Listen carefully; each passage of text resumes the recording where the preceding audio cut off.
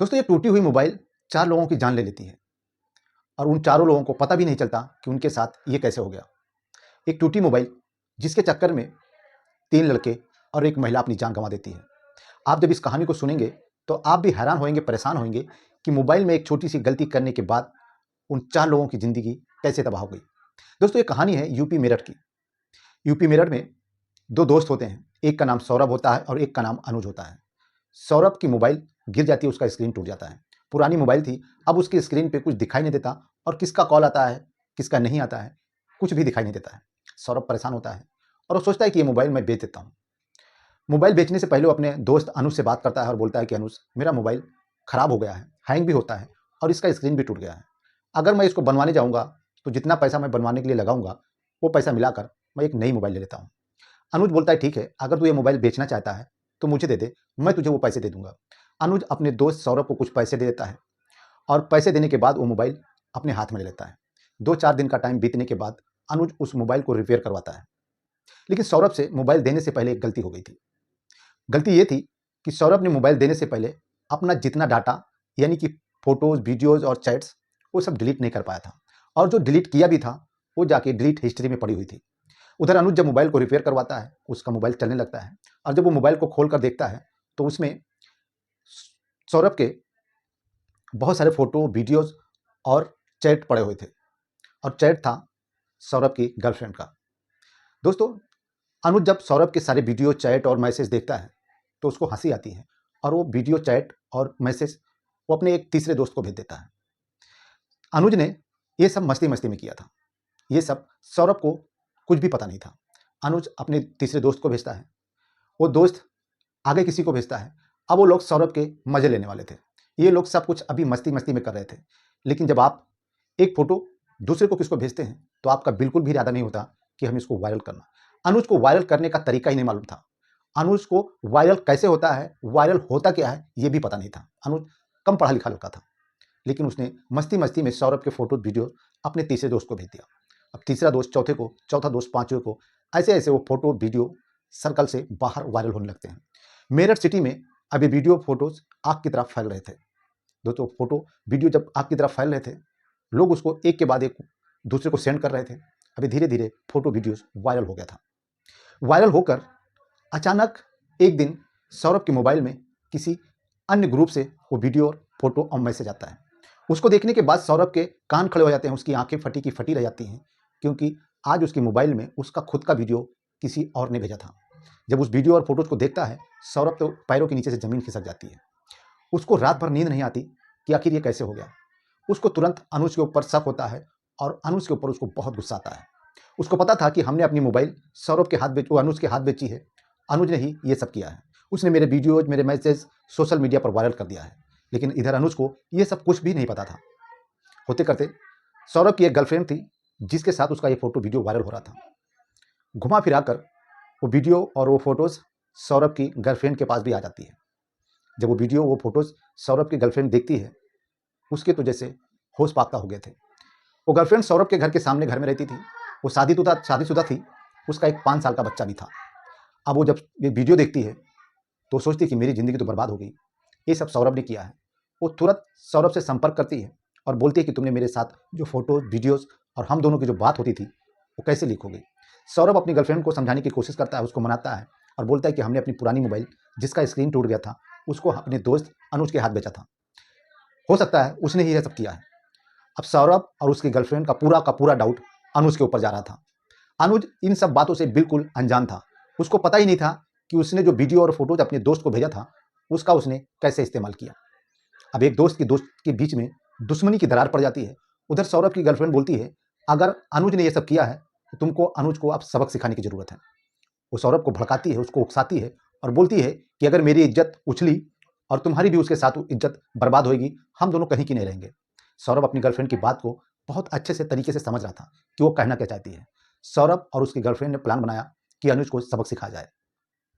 इधर अनुज बेखौफ होकर अपनी जिंदगी जी रहा था, उधर सौरभ प्लानिंग में जुट जाता है। वो अपने 4-5 दोस्तों को बुलाता है, अपने कलीग लोगों को बुलाता है और बुलाने के बाद शाम को 7 बजे अनुज को फ़ोन करता है कि आजा, तुझे बियर पिलाता हूँ। ये लोग मेरठ के सुनसान जगह पे जाते हैं, बियर का एक बॉक्स लेके जाते हैं। वहाँ पे सब लोग बारी बारी से बियर पीते हैं, इंजॉय करते हैं। जब सब लोगों को नशा चढ़ जाता है तो सौरभ अनुज को गाली देते हुए बोलता है कि तू दोस्त नहीं दुश्मन है, तूने दोस्ती के नाम पे पीठ पे छुरा भोंका है। अनुज ये सब कुछ समझ नहीं पाता, वो सौरभ को बोलता है भाई हमने तेरे साथ ऐसा क्या किया है। लेकिन सौरभ को तो जैसे पहले से गुस्सा चढ़ा हुआ था, वो पूरी प्लानिंग के साथ वहाँ पे आया था और अपने दोस्तों को भी लेके आया था। अनुज को कुछ भी खबर नहीं थी कि आज मेरे साथ क्या होने वाला है।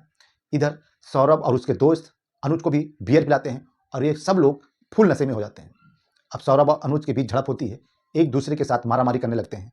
तभी सौरभ को इतना गुस्सा आ जाता है कि उसकी गर्लफ्रेंड के साथ उसने छल किया और हो ना हो अनुज जानबूझकर मेरी गर्लफ्रेंड को ब्लैकमेल करने के लिए ये फोटो वीडियो डिलीट वायरल करवाया है और इसने ही सब कुछ किया है। लेकिन अनुज ऐसा कुछ भी नहीं किया था। सौरभ के दिमाग में शक का कीड़ा घुस जाता है। वो अनुज को देसी कट्टा निकालकर 3 गोलियां मार देता है। अनुज जगह पे अपना दम तोड़ देता है। सौरभ के साथ सौरभ को छोड़कर 4 लोग थे, 2 बाइक लेकर आए थे। अब ये 2 बाइक पे बैठकर जब अनुज मर जाता है तो वहां से भागने की फिराक में निकलते हैं और भागकर अपने शहर से बाहर भागने की कोशिश में लग जाते हैं। बाहर जब भागते हैं तो बाई चांस इन लोगों की 2 बाइक थी, 2 बाइक पे 5 लोग सवार थे और फुल नशे में थे। जब अपने सिटी के बाहर निकलते हैं, सहारनपुर के रास्ते पे निकलते हैं तो सहारनपुर पहले पुलिस अपनी बैरिकेडिंग लगाकर चेकिंग कर रही थी। जब पुलिस इन लोगों को रोकने की कोशिश करती है तो ये लोग बैरिकेडिंग तोड़ने के बाद वहां से भागने की कोशिश करते हैं और नशे में पुलिस वाले के ऊपर फायरिंग भी कर देते हैं। जवाब में पुलिस भी इन लोगों के ऊपर फायरिंग करती है। एक दोस्त को गोली लग जाती है और वो जगह पे मर जाता है। अब पुलिस के ऊपर फायरिंग करने का मतलब पुलिस अब इन लोगों को दौड़ाकर पकड़ती है और पकड़ने के बाद अच्छे से खातिर करती है। और जब अच्छे से खातिर करती है तो ये लोग अपना पूरा गुनाह कबूल कर लेते हैं और बोलते हैं कि हम लोगों ने मेरठ में एक खून किया है और उसी के डर से भाग रहे हैं। जब पुलिस पूरा मुआयना करती है, इन लोगों से बातें करती है और इनसे पूछताछ करती है तो पूरा केस सामने आ जाता है। सहारनपुर की पुलिस मेरठ की पुलिस से संपर्क करती है और अब तक इधर अनुज की लाश पुलिस के सामने पड़ी थी। पुलिस मेरठ की पुलिस, सहारनपुर पुलिस दोनों मिलकर इस केस की छानबीन करने लगते हैं और तब तक ये कहानी समाचार प्रिंट मीडिया पे आ जाता है। उसमें लिखा है कि अनुज की मौत एक औरत के साथ किसी ने गलत संबंध बनाया और उसका फोटो डिलीट करने के चक्कर में वो वायरल हो गया और उसी फोटो के चक्कर में ये मर्डर हुआ है। अब जब वो महिला जिसके साथ सौरभ का दोस्ती थी, उसके साथ प्यार था, अब वो महिला जब वो खबर सुनती है तो उसके भी होश उड़ जाते हैं। उसको लगता है कि अब मैं कहीं की नहीं रही। लेकिन सबसे अच्छी बात ये थी कि मेरठ की पुलिस ने उस महिला का नाम और उसका एड्रेस कुछ भी उस आर्टिकल में नहीं बताया था। महिला फिर भी डर रही थी और वो सोच रही थी कि मैं अपने पति को क्या मुंह दिखाऊंगी। उसका 5 साल का एक बच्चा था, वो बच्चे का मुंह देखती है, कभी अपने आप में सोचती है, वो डर जाती है। वो बोलती है कि अगर ये बात किसी को पता चली तो मैं कहीं की नहीं रहूंगी।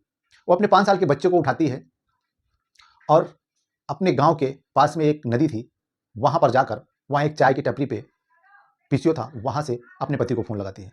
पति से बोलती है कि मैं अपनी जान देने जा रही हूँ और हमने कुछ ऐसा गुनाह किया है जिसका मैं प्रायश्चित नहीं कर पाऊंगी। इतना बोलने के बाद फोन कट कर देती है और अपने 5 साल के बच्चे को लेकर उस नदी में छलांग लगा देती है। जैसे छलांग लगाती है, उस दुकान पर खड़े लोग उस औरत को देखते हैं। फिर कुछ लोग उस औरत को बचाने की कोशिश करते हैं, नदी में छलांग लगाते हैं, लेकिन वो औरत वहां से बहुत दूर निकल चुकी थी। वो 5 साल का बच्चा जिसकी किस्मत ठीक थी, भगवान ने उसको बचा लिया। उन लोगों ने 5 साल के बच्चे को लिया। फिर वो दुकान पे आते हैं, दुकान पे आने के बाद उस नंबर को ट्रेस करते हैं और फिर वो नंबर से जिस नंबर पे फ़ोन जाता है वो उस महिला का पति था। उधर से बोलता है और फिर उसको उस जगह पे बुलाया जाता है और बच्चे से उसकी मुलाकात करवाई जाती है। बच्चे को पहचान कर रोने लगता है, बिलखने लगता है। और जब वहाँ के लोग उस व्यक्ति से पूछते हैं कि वो महिला तुम्हारी कौन है, क्या लगती है और तुमसे क्या बोली थी, तो वो व्यक्ति भी बोलता है कि वो मेरी पत्नी थी, ये मेरा 5 साल का बच्चा है। मेरी बीवी ने मुझे फ़ोन करके फला-फला चीज़ें बताई और मुझे कुछ अजीब लग रहा था, लेकिन मुझे लगा कि ऐसा कैसे कर सकती है। हम लोगों के बीच में ऐसा कोई मनमुटाव नहीं था, कोई लड़ाई झगड़ा नहीं था, फिर ये मेरी बीवी ऐसा कैसे कर सकती है। मुझे कोई समझ में नहीं आया और इतना बोलकर उसने मेरा फ़ोन भी कट कर दिया। अब इधर जब उस महिला की मौत, इधर मर्डर, सब सारी कड़ियों को जब जोड़ा जाता है तो केस एकदम साफ नज़र आता है और वो वायरल हुआ फोटो वीडियोस पुलिस के सामने आ चुका था।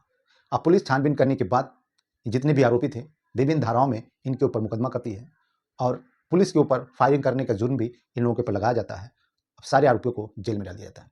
दोस्तों, ये छोटी सी गलती कितनी जिंदगियां तबाह कर दिया। इस कहानी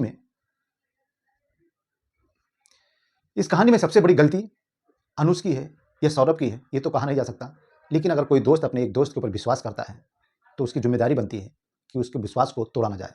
सौरभ ने जिस तरीके से उसको मोबाइल दे दिया था, अगर उसने देखा भी था उसके दोस्त के फोटो वीडियो, तो उसको तीसरे को नहीं भेजना चाहिए था, क्योंकि सौरभ ने अपना खास दोस्त समझकर उसको अपना मोबाइल दिया था और उसको लगता था कि अगर कुछ रहेगा भी तो वो डिलीट कर देगा। दोस्तों में अक्सर ऐसा होता है, दोस्ती के नाम पे एक दूसरे की जान देने के लिए बन जाते हैं, लेकिन ये दोस्त छोटी सी गलती के चक्कर में अपने एक दोस्त को भी गंवा देता है और खुद की जान की बनाती है।